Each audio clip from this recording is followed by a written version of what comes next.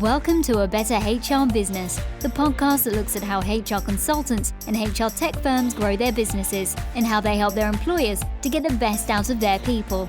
Remember, for show notes and downloads, go to www.getmorehrclients.com/podcast. That's getmorehrclients.com/podcast. Okay, let's get started. Hello, welcome back to the show. Thanks very much for joining me again. Good to have you along. Really looking forward to today's conversation with Walter Bond. Walter is the co-founder of iTeam Consulting Group.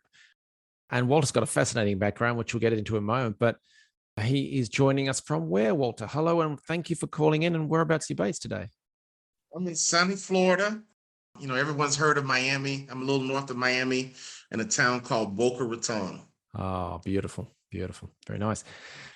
Walter leads a team of experts, and they've developed the patented iTeam Consulting Group team training program. So Walter is an ex-NBA basketball player for the Dallas Mavericks, the Utah Jazz, and Detroit Pistons, and Europe as well, if I recall correctly. Walter, is that right? Yeah, that's right. I played in Italy, Greece, and Germany, and loved every moment. Oh, wow. Well-traveled man. Very good. So yeah, Walter has applied teamwork skills learned in basketball and then went on to become one of the 10 most booked motivational speakers. And in 2015, the National Speakers Association inducted Walter to the Council of Peers Award for Excellence Speaker Hall of Fame. He's one of less than 200 people in history to become a Hall of Fame speaker. So fabulous to have you along, Walter. Really looking forward to conversation. And you've worked with some amazing companies, State Farm, Molly Maid, Jersey Mike's, Hilton Worldwide, etc. So before we get into the business side of things, do you want to give us a quick snapshot of your background and what led you up to the formation of iTeam Consulting Group?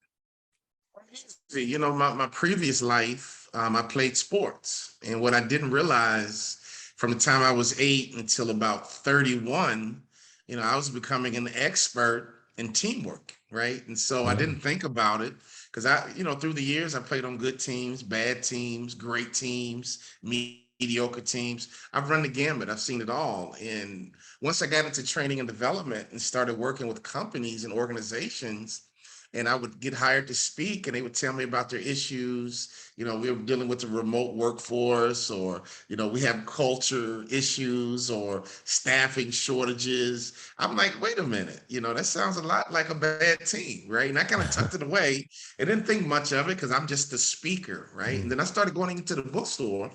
And the bookstores had tons of books on leadership, you know, but very few books on teamwork. And I thought to myself, well, what's a leader's job? You know, a leader's job is to build a team. In sports, we call them coaches. When I got into corporate America, into the business and working with companies worldwide, I began to realize a lot of these leaders didn't even act like a coach. They're very negative, very critical. And I'm like, wait a minute, what's going on here? What am I missing here? And I realized when I began to share my message, it wasn't me that was off. I was able to really come in and be a resource to companies globally, you know, to help them improve. Because the truth is, first of all, we got to engage the leaders. Leaders have to become coaches. You know, I teach all my leaders, man, if you have a coaching mentality, your company's going to be 21% more productive. And if you think about a coach's job is to help me get better, help me develop, and to make sure my team wins. Think about that, to help each and every player get better and to make sure the team wins. So when leaders think like coaches, their whole mindset shifts, and we can support them. We can help them become better coaches, but it just makes common sense. But unfortunately, a lot of leaders that we work with haven't thought about it. You know, what does it mean to really be a coach? And how can I get my team to play together in harmony? Right? And play fair and be on the same page and pull together and that kind of thing. So it's been just a natural transition for me because I came out of sports. To play in NBA, you have to be really good, but you also have to learn how to play with others, right? So when I got into the corporate world, Ben, it was a natural transition. And we've been able to really provide a lot of help to a lot of companies to get them more productive just by teaching them the basic fundamentals of how to build a high-performing team. Wow, I love it. I love it. So how do you actually structure it? Because I know you have, I think it's about 3 or 4 different types of services in the way you develop those sort of coaching support programs. How do you actually structure it? What do you offer? We engage differently. Sometimes a client says, Walter, we're having a big conference. We're getting 3,000 people together. We're getting 500 people together. We're getting 10,000 people together. We want you to come in and do a keynote to open and close the conference. And sometimes I'll do it and they'll say, man, that message was great. It was spot on. Like, it's perfect for us. And I'll tell them, we don't have to stop here. We got some great momentum. We got everybody on the same page. That's why you do meetings, right? You do big meetings to get your team together. You did that in sports. You get everybody in the locker room together and let's talk about what are our challenges? What do we need to do? What are we executing? What are we not executing? How are we going to freaking win, right? That's the whole ultimate goal. And so that's what your conference is. You want to make sure your team wins. And so typically it starts with a keynote. But after that, Ben, if I do my job, with my high energy message, it makes so much sense to keep it going. So what most of our clients do, they engage us to come in and coach. And sometimes you can just hire me to do the coaching, or you can hire one of our coaches. And sometimes we come in live and it'll be a live event. And we'll do live trainings for your employees to teach them how to be great teammates, to teach them how to be impact players, right? And sometimes it's done remotely, right? We live in a unique world right now. We sure do. Sometimes I'm in front of my computer all day. Sometimes I'm in the airport all day. The bottom line is, any organization that is kind of underperforming and they know it, and they know they are capable of more, that's a perfect connection for us, because we can come in and help them achieve their desired outcome. There's nothing better than to have a vision or a dream and to achieve it. That's what the NBA represented for me. As a little kid, my dream was to play in NBA. That was my desired outcome. And it took me 15 years. But once I got there, it was like a dream come true. And so now I'm on a mission to help other companies and organizations achieve their desired outcomes. Absolutely. If I ask you to step into someone else's shoes, so you're the HR director, VP HR, or HR manager, whatever, of a business or business unit, and you mentioned that there are people leading an underperforming organization, or they're aware that there are challenges, things aren't quite going right. They have so many options to choose from to turn things around, make improvements, and things like that. How do you help them find your services, and encourage them or educate them to maybe start with that keynote or to go through your coaching support? How do you get found and get discovered and make them aware that you're the right way to go? Right. Well, I've been doing this 20 years. And so we've been doing tons of videos, tons of conferences. I'm all over YouTube. I'm pretty easy to find. You put in Walter Bond, Shark Mindset, or just Walter Bond, tons of videos will come up. But the most important thing, Ben, is education. If I'm in HR right now, the first thing I need to do is maximize my current staff. We have a client right now that are looking for new people. We got to hire more people, and they weren't fully maximizing the people they already had. We went out there live. We had been doing a virtual event, but they were so messed up. We went out there live and did a full event. My wife and I both went out there, and we were able to convince the entire organization it's not about more people. You guys aren't maximizing your current staff. So we helped them create a whole new training process so that each and every individual was cross-functional. Right, they had a lot of professionals who could only do one task, and so now we're teaching them across different functions. And the founder and CEO is blown away. There's an old saying: all you need are a few good men or women, to build a great organization. But sometimes you don't know what you don't know. So my first challenge, just for our current client, I emailed the guy today. Everyone thinks they need more people. But what about the people you already have? Because if you don't maximize and utilize the people you already have, you're going to lose more people. But if you maximize your current staff, you need to become the employer of choice who attracts. People talk, right? People go to bars and have beers and they have families, and they will talk. I love my job. I hate my job. I love my boss. I hate my boss. And what happens if you have 100 employees, 500 employees, and everybody loves it? That's a lot of people talking on your behalf. And that's how you slowly become the employer of choice versus I hate my job, it's toxic, my boss is an idiot. And that's how you begin to struggle to fill spots. So my first challenge, Ben, honestly, is that we need to maximize our current staff. One of our clients was so negative about his people. I'm like, wait a minute, coach. Wait a minute, coach. You can't hire us to come in and motivate your people, and you're literally criticizing each and every one of your teammates that you hired. Okay, so here's my challenge for them. If they're idiots, who hired them? You. Yeah. So all it was, though, being honestly, he was frustrated. All it was, he loves his people. He thought highly of his people. He valued his people. He needed his people. But we caught him at a point of frustration, right? He just didn't know what to do. And that's what coaches do. They come in and coach. And so my wife and I, we came in, and right now we're in the process. We started from the very, very beginning for something very simple, like core values. Okay. If we don't have core values, it is impossible to build a great culture. And so I played sports at the highest level. It's amazing how some business leaders think that's just too simple. Just too simple. Like, wait a minute. Core values define not that you work hard, it defines how you work, right? And if I don't know how we work, how in the world can I fit into this culture? And so business leaders, the sophisticated ones, and says, Walter, we had to get rid of a guy who was a bad fit. I said, well, why was he a bad fit? Oh, just a bad fit. Wait a minute. You interviewed, you had first and seconds and thirds. You flew this guy across country. You relocated him, and you want to tell me within 6 months he's a bad fit? And you can't even tell me why he's a bad fit? So some of my biggest challenges are for the leaders to kind of get their act together, if you will, because the truth is a lot of leaders don't know how much power they have. And so this last client I'm talking about, he was frustrated, and we've been able to table back some of his frustration just by teaching him how to be a better coach, teaching him how to maximize his current staff. Because remember, the way you win in business is no different than sports. You need to have a bunch of impact players, right?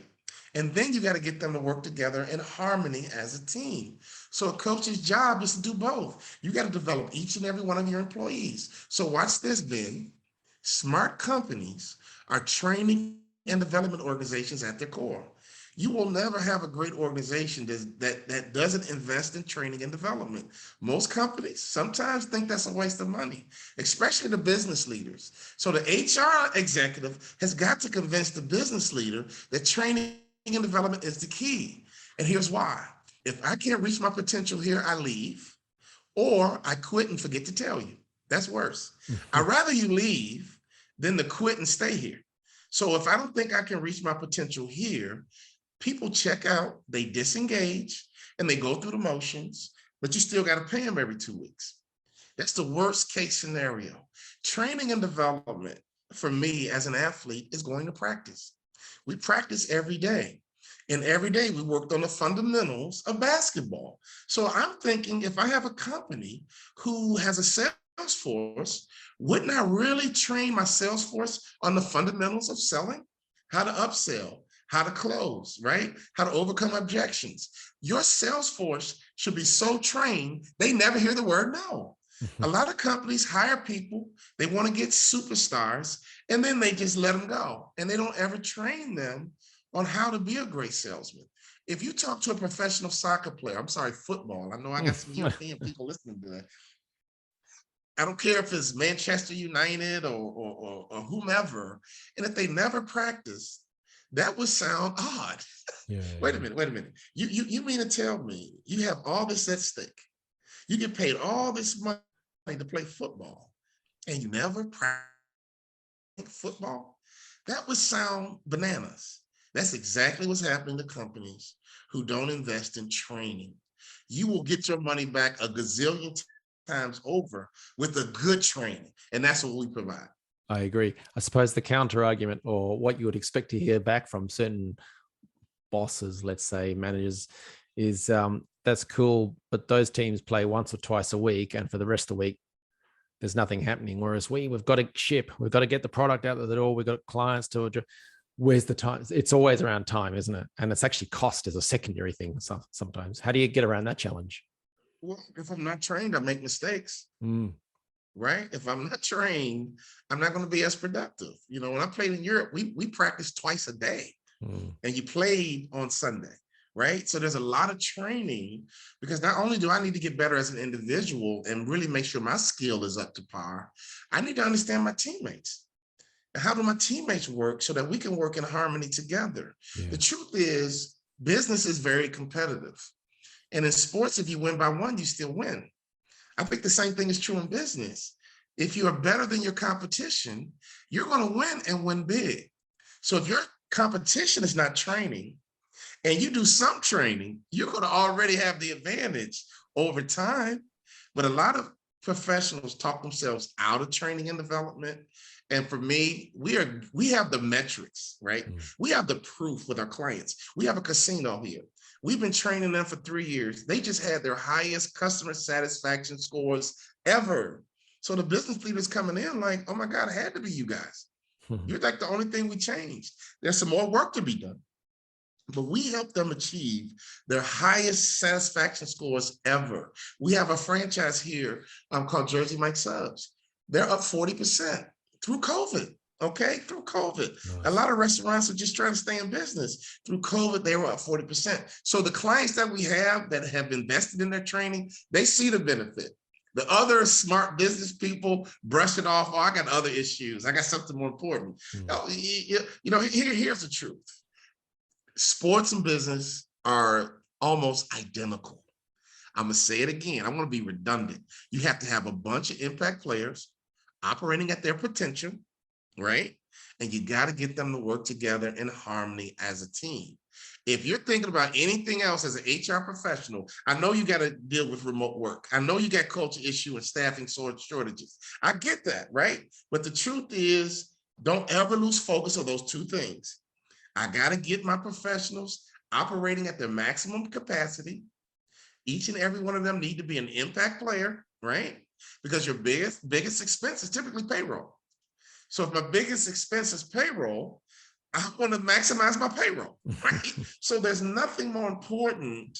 It's like having a stable of horses that you paid a lot of money for, but then you don't take care of your horses, okay? Here in the Kentucky Derby, these horses are worth a lot of money. And man, they are grooming these horses all day because the horses are the people who go and make the money. They're the ones who make the difference. So if you have 200 employees, you got 200 horses. You got to take care of your horses. And then you got to get these studs, right? Or these mares to work together in harmony. And this message to HR is being so well received, Ben, globally, because sometimes we get too complicated in HR and get too technical. Like, no, I'm gonna keep it real simple for you. You have to have a bunch of impact players, fully developed, fully mature, fully skilled, and you got to get them to work together as a team. Now, the teamwork part is another challenge for a lot of our clients because you can't build, watch this word, you can't build anything without a blueprint. So a lot of HR directors are scratching their head hiring people, but if you don't have a blueprint on how to build the team, you just have a building full of random individuals with different core values, different mindsets, different mentalities, different objections. Everybody's going for theirs. Nobody's working together as a team. So you got to have a blueprint. And that's what we created, man. When people see our blueprint, it is amazing. It's kind of starts slow with core values and culture. Let's go back to the beginning. In sports, you work on fundamentals and then you ramp it up, right? And so if I can get a business leader to get his head out of the sand just long enough to say, look, you've been trying your way long enough and you're frustrated, right? We can help you win big. And we're not creating just winning teams. We're creating champions. That's the whole goal. In sports, we talk about winners and losers. Right now, I want to be champion. Nice. And so we're helping companies build championship cultures. And that's why I'm excited. Brilliant. How do you apply that in your own business? Because I know you have a team. Is it a case of the carpenter's house or the cobbler's shoes? Because you're so busy, you've got so much going on and you're trying to run a business as well. How do you apply the same principles and apply that blueprint to your own business? Man, that's a great question. And that's why I'm humble, honestly, when I'm engaging business leaders, because we have employees and we have our own individual challenges, especially family-owned businesses. My wife and I, you can't get closer than that. And our daughter works for us, right? So I can relate to the challenges of the millennials and the Gen X's and all the HR terms. But you know what? We're still elite. We've still been able to achieve eliteness in our industry. So even though you have challenges, doesn't mean you can't win a championship. You can have challenges and still win, because the truth is the playing field is even. Everybody's been dealing with COVID, right? Everyone's dealing with remote workforces. So you don't have a built-in excuse. For me, as long as the playing field is even, I got a chance to compete and win. So sometimes we get so bogged down into our own world, into our own culture, when we think we're the only one with these issues. And I'm like, dude, I work with so many companies that everyone's dealing with workage issues and shortage issues and remote workforces. I get what you're dealing with, but they have to sometimes kind of detox and kind of, spew all their frustration when we first engage a client. But sometimes you're so involved in your deal, you don't realize that everyone has the same challenges. And so once we can get a client to calm down, and here's the most important thing, trust us. One of our traits of a high-performing team, Ben, is trust. You cannot build a high-performing team without trust. I've been doing this 20 years. The beauty of that is that people trust us because we built the name, we built the brand. I'm like the only former NBA ball player who's also a Hall of Fame speaker, right? That's a unique mix. Yeah. And it's really positioned me to be the evangelist for teamwork, because I've seen it work in sports, and I know what corporate business people are trying to achieve. They're trying to achieve the same thing. And I've been able to get there in two totally different industries, right? To play in the NBA is like, it's a miracle. Yeah. To become a Hall of Fame speaker, there's only 200 alive.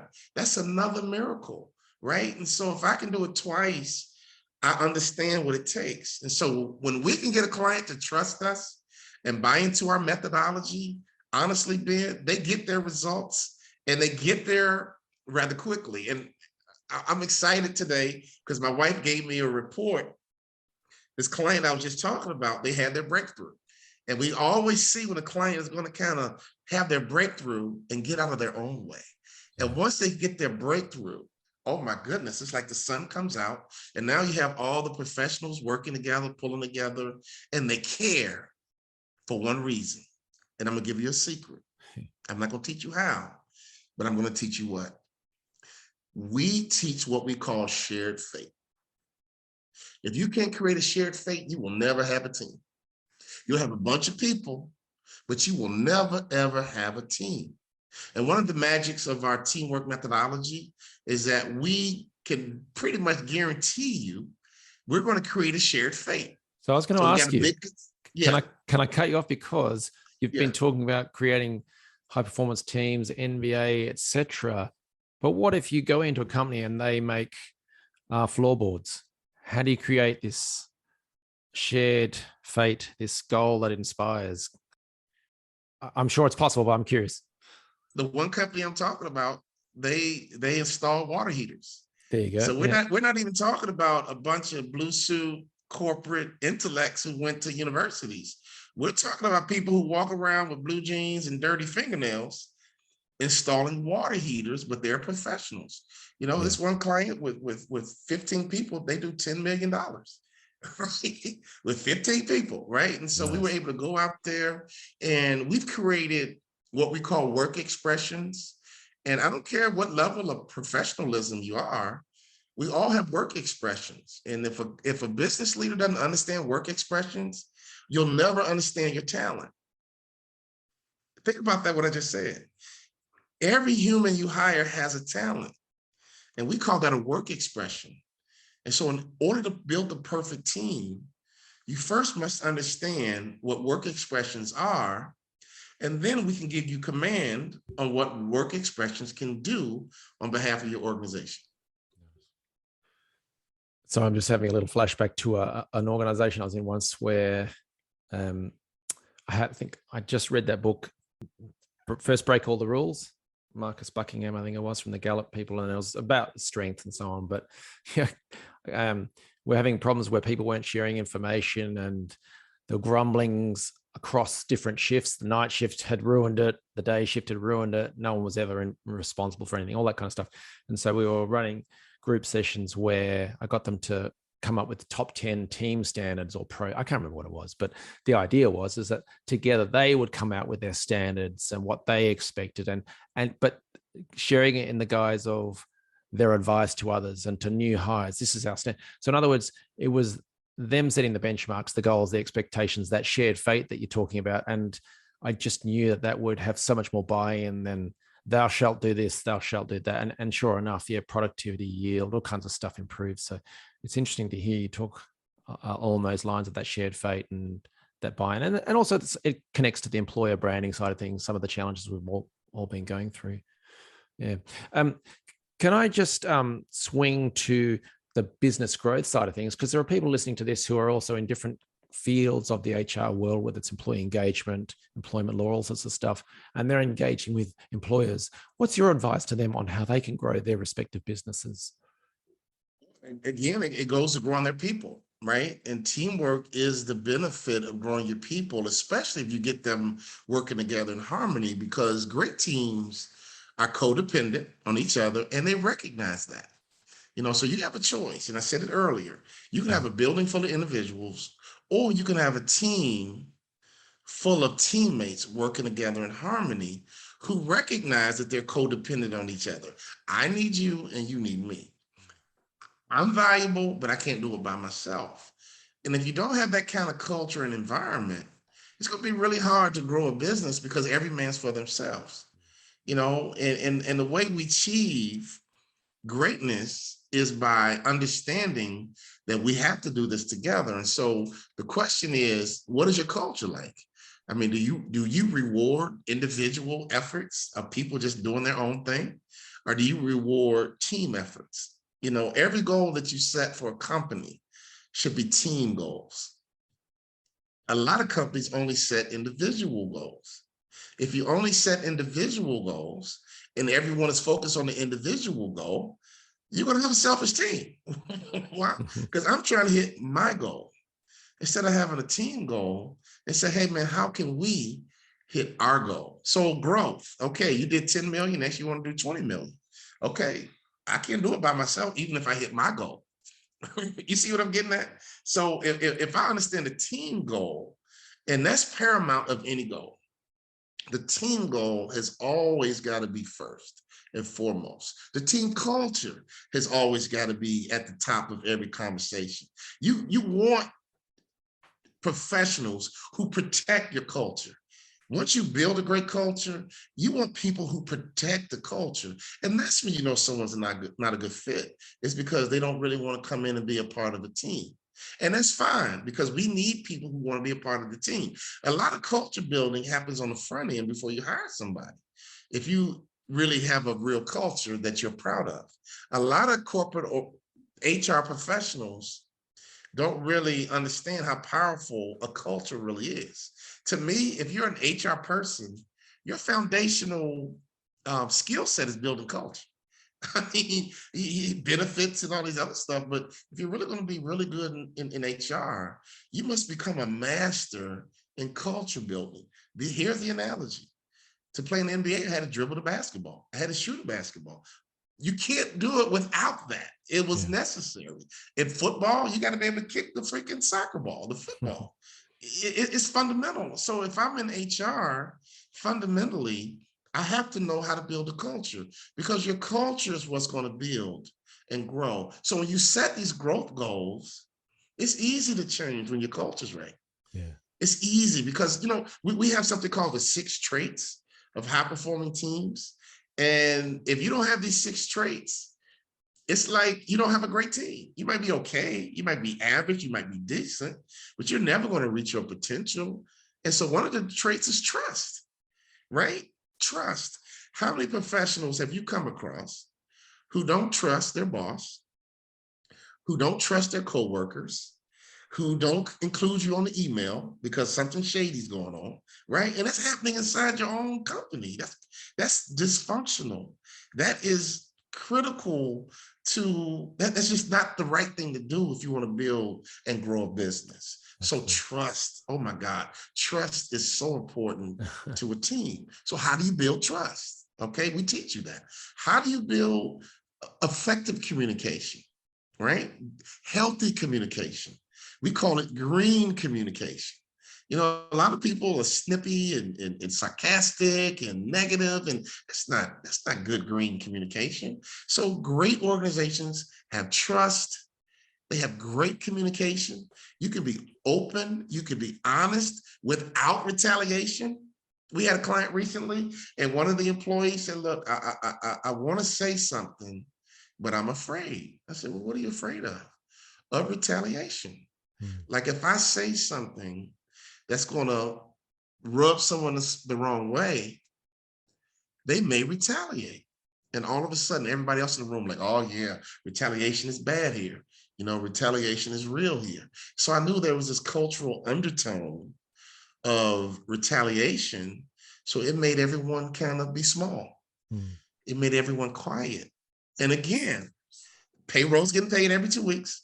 We're trying to hit these amazing goals, but people are afraid that they can't speak their mind because of retaliation. So there's a lot of dysfunction that happens, whether it's subtle or whether it's ginormous, that's going to hold back any organization from achieving greatness. So again, if I'm going to be an HR professional at a foundational level, I must be able to have a command on how to build a great culture, the culture that I want, and be intentional about it.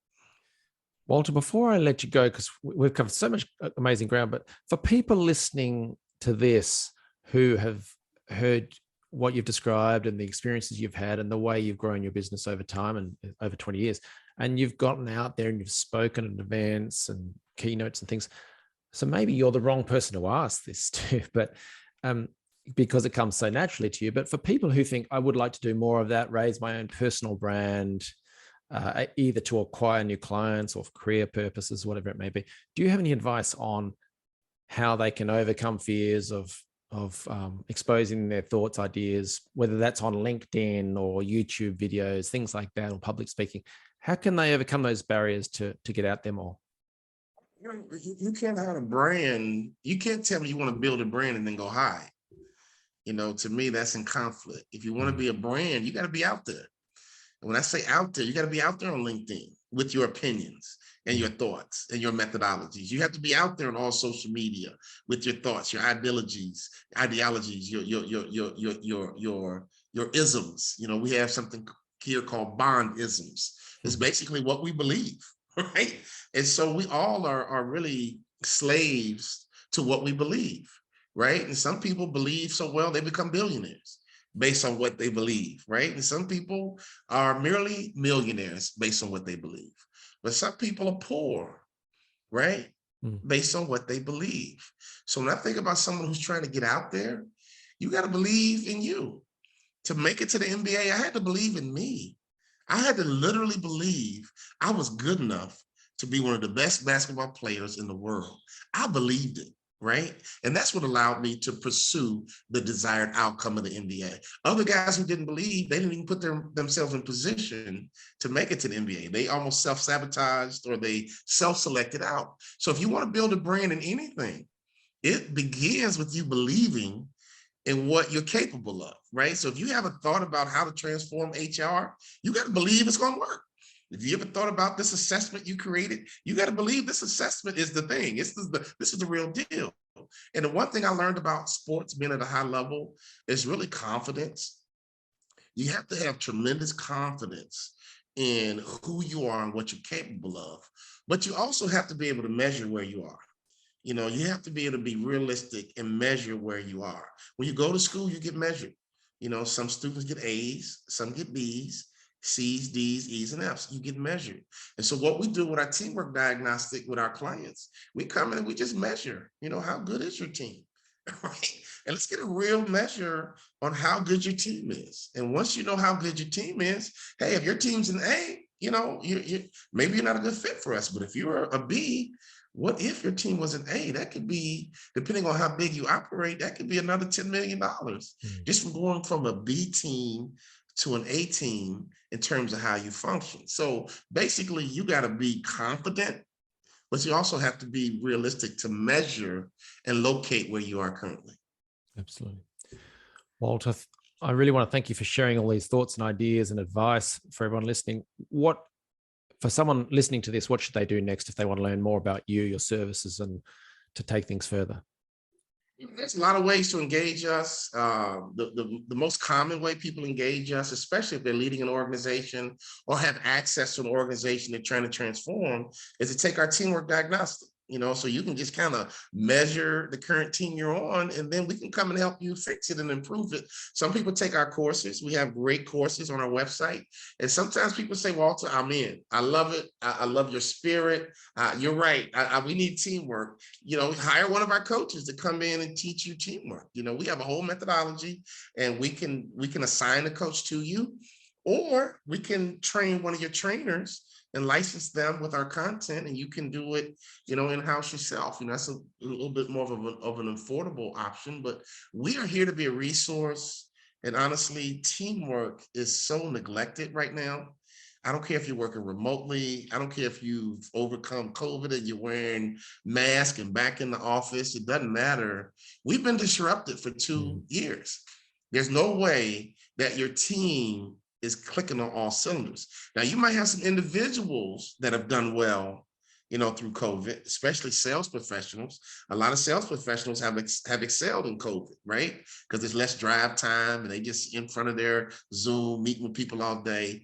But the truth is, you still need to get everyone to work together as a team, right? And moving forward, they call it the Great Resignation. A lot of people learned through COVID, I'll be okay. I can survive anything. Right? I don't love my job, so I'm gonna leave. So the first thing I want to just challenge all of my HR people to do is to maximize your current staff. Just maximize your current staff. And I believe spiritually and supernaturally, if you take care of your people, you'll attract others. And not only will you attract others, you can potentially become the employer of choice. The employer of choice is the person that says, man, I've heard so many great things about this company. I would love to be a part of it. So you have to ask yourself the question, are we currently an employer of choice? Are people lining up the door to work for us? Or are we sitting here trying to hold people hostage so they don't leave? Right? If I love my team, I stay, man. If I hate my team, I leave. If I believe I can reach my potential, I stay. Yeah. If I don't believe I can reach my potential, I leave. So it boils down to having impact players working together as a team. So I would love your people to take our diagnostic. I think it's a great way, because everybody's on a team. It might be 10 people, it might be 100 people. It really doesn't matter the size. Everyone's on a team. And I think it's only fair for you to be able to measure your team, because in sports, we get immediate feedback. Your team loses a bunch of games, we're bad. Our team wins a bunch of games, we're good. Companies sometimes don't actually get real feedback and really measure how good they really are. And our diagnostic is really powerful, and it's really going to give you an idea on how good or how bad your current team is. Brilliant. So what's the website? That's www.youriteam.com, correct? Correct. And I would love to send you we have a QR code that can lead people right to diagnostic, but the website is youriteam.com.